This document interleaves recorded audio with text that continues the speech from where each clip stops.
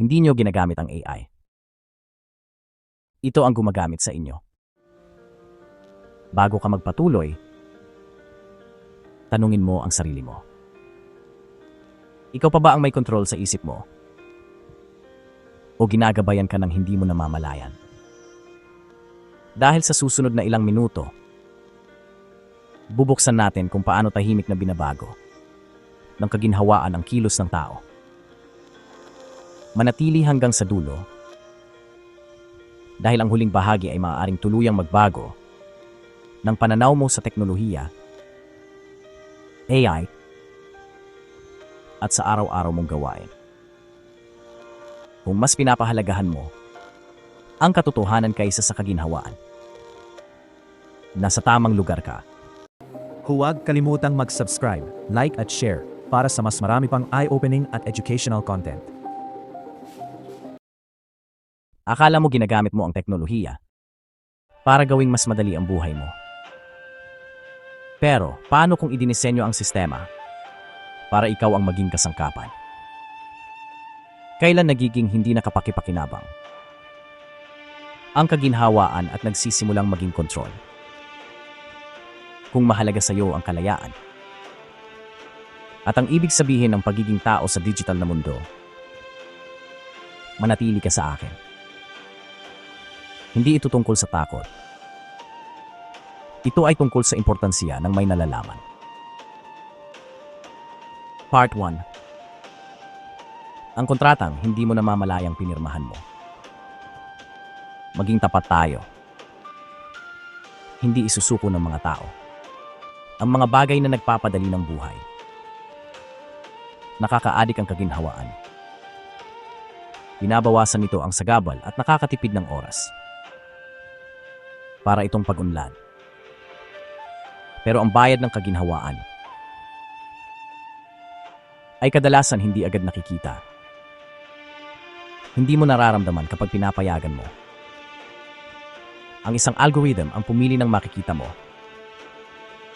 o pinapahintulutan mong AI ang magsulat, mag-isip, o lumikha para sa'yo. Pero ang tunay mong ginagawa ay inia-outsource mo ang bahagi ng sarili mo. Ang pagpapasya mo, ang pagkamalikhain mo, at dahan-dahan, ang pagiging malaya mo. Part 2. Ang digital na bilangguan na walang pader. Dito nagiging hindi komportable. Dahil ang kinatatakutan ng mga tao sa hinaharap ay hindi tanikala o piitan. Ito ay mas banayan. Isang bilangguan na komportable ang pakiramdam. Isipin mo ang digital na bersyon ng isang bilangguan. Isang sistema kung saan lahat ay automatiko, naka-personalize, at ibinibigay ng hindi mo kailangang gumalaw. Mukhang perpekto, diba? Pero hindi mo ito ginawa. At kalaunan, hindi ka nagagana nang wala ito. Hindi iyon kalayaan. Iyan ay pagiging dependent. At ang pinakamapanganib, kusang pumapasok ka dito. Part 3. Ikaw ang panggatong.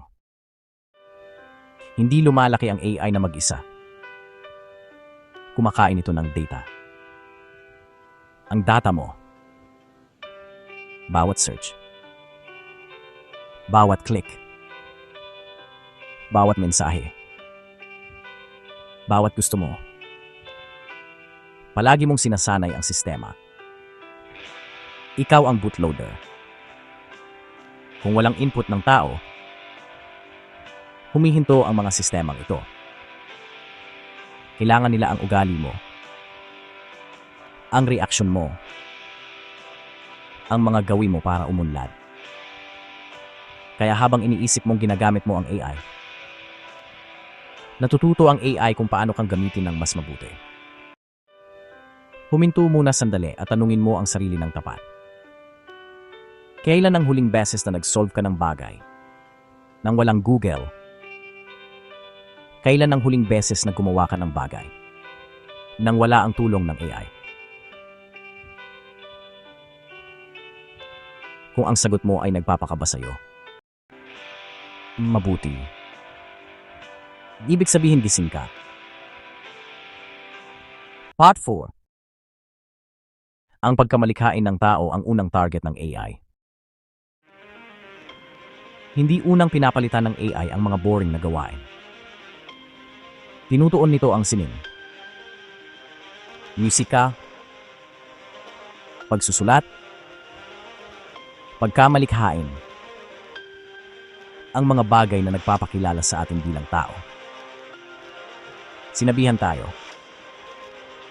hayaan mo ang AI ang gumawa para sa'yo. Hayaan mo ang AI ang magpahayag para sa'yo. Ano ang matitira sa'yo? Pagkonsumo lang. Kung titigil ka sa paglikha, titigil ka sa malalim na pag-iisip. At kung titigil ka sa malalim na pag-iisip, mas madaling maimpluwensyahan ka. Hindi iyon aksidente. Iyon ay pagbabago. Kailan ang huling beses na gumawa ka ng isang bagay ng buo sa sarili mo? Nang walang AI, nang walang mga shortcut. Kung pinapaisip ka ng video na ito, i-like mo para maabot nito ang mga taong gising pa rin sa sistema. Part 5. Totoo ang pagbaba ng kognitibo. May simpleng prinsipyo. Kung hindi mo ginagamit, mawawala. Hindi ka na gumagawa ng mental math. Humuhina ka sa math. Hindi ka na nagsusulat. Nawawala ang linaw ng isip. Hindi ka na nagre-research. Nawawala ang kritikal na pag-iisip. Ngayon isipin na i-outsource mo lahat ito sa AI. Ano ang mangyayari pagkatapos ng 1 taon? 5 taon? Hindi lang magiging dependent ka. Mawawala ang lakas mo. Huwag kalimutang mag-subscribe, like at share para sa mas marami pang eye-opening at educational content. Part 6. Hindi ka kaibigan ng algorithm. Pag-usapan natin ang social media. Iniisip ng mga tao na ito ay public square. Hindi ito. Ito ay kontroladong lugar. Bawat feed na nakikita mo Ay sinala. iniranggo at minamanipula. At ngayon, Lalo na ang pinapatakbo ng AI. Ibig sabihin, maaaring maimpluwensyahan ang damdamin mo. Maitulak ang paniniwala mo. At mabago ang pananaw mo nang hindi mo namamalayan. May mga pag-aaral na nagpapakita na kaya ng mga platform na gawing depressed ang mga user, itulak ang negatibong content. abas at palakihin ang galit. Bakit? Dahil mas madaling kontrolin ang mga emosyonal na tao. Part 7. Ang mga bata ang tunay na target. Pinakamahalaga ang bahagi na ito. Dahil hindi lang tungkol sa'yo. Tungkol ito sa susunod na henerasyon. Lumalaki ang mga bata ngayon na may tablet bago libro.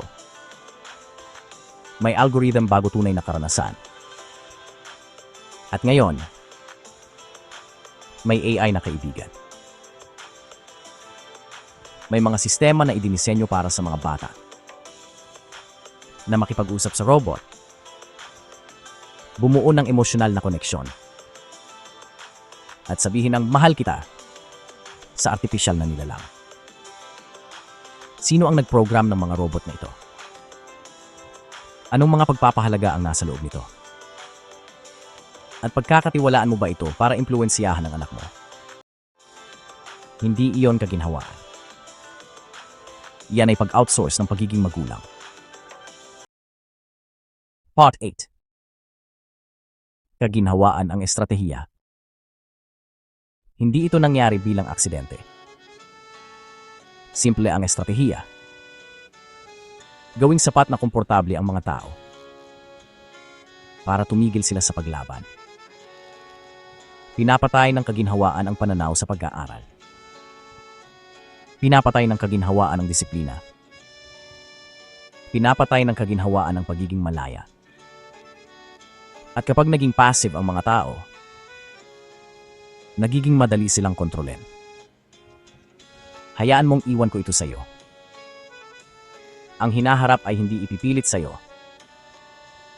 Iaabot ito sa iyo. Bilang mas madali. Mas matalino. Mas maganda. At ito ang tunay na pagsubok. Questionin mo ba ito? O tatanggapin na lang? Kung kahit kaunti ay napaisip ka nito, ibahagi mo ang video na ito. Dahil ang kamalayan ay mas mabilis kumalat kaysa kontrol. Pero kung handa lang makita ng mga tao, mag-subscribe kung gusto mo ng mga ganitong klaseng content. At tandaan mo, hindi ka lang nabubuhay sa sistemang ito. Ikaw mismo ang tumutulong sa pagbuo nito. Ang tanong ay, sino ba talaga ang pinaglilingkuran nito? Huwag kalimutang mag-subscribe, like at share para sa mas marami pang eye-opening at educational content.